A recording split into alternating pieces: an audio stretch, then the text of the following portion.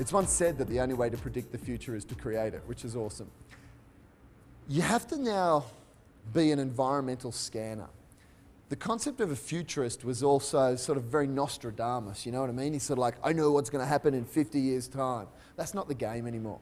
The game is about pattern recognition. What's going on around me, and how can I draw conclusions for my business about that? You know, take for example, if you're in real estate and you're selling houses. Why are dads turning up at school drop-off now more than ever? And what does that mean for when you run your open houses? What people are looking for with where they live? We've got people telecommuting now. What's that trend going to mean? We've got increased communication through Facebook, LinkedIn, MySpace. So now you've not only got to manage your inbox, you've got to manage your texts, plus your missed calls, plus your voicemail, plus your Facebook profile. What does that trend have to do with the way you market? Amazingly, because people are now reading information in context. So shoving flyers in people's letterboxes or emails in people's inboxes is not going to work. The rise of the trusted advisor. So if you're in financial advice, what's that mean? It means now it's less about whether you're the smartest person with the best system that'll make me the most money. Right now, do I trust you? And do I trust you to look after my needs and match them? So this ability to understand what's going to happen next is about looking at the patterns around you and trying to extrapolate conclusions from them. It is anti-scientific method, because scientific method used to be, I have a genius idea, now let's find evidence for it. That's gone. What we've now got is data analysis that we're trying to interpret. So knowing the ability to know first is going to be key to your business being positioned in a way that's future-proof so that you don't get out of date. So you got to know.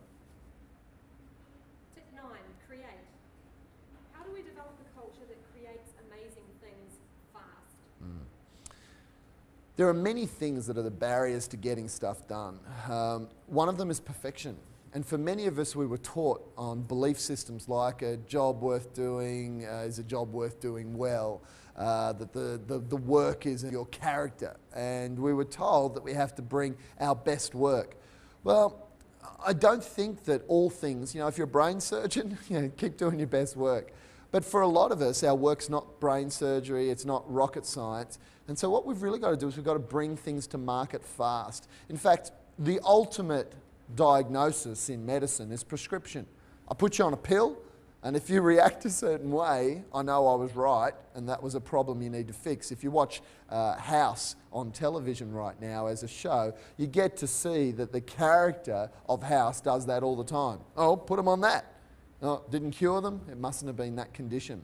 It seems careless, doesn't it? It seems sort of haphazard. It seems random. And for those of us who were brought up on do a good job and it's a reflection of your character, it seems like impossible to do. But we know that you have to create results fast. It's not about perfection, it's about productivity. Some things, life and death things, I still want you to be perfect. Pilots, I want a perfect landing, thanks. But you know what? If your job is more relaxed than that, then I think what you've got to do is get things out to market fast. A lot of people like to talk nowadays. Everybody's got an idea, everybody's got an opinion, and they want to share them. Talk's cheap. We need people to take action. We need to develop a bias for getting things done. We need to make sure that everybody in your organisation understands accountability and has targets and measurability. Otherwise, it's all just talk, talk, talk. More meetings going nowhere.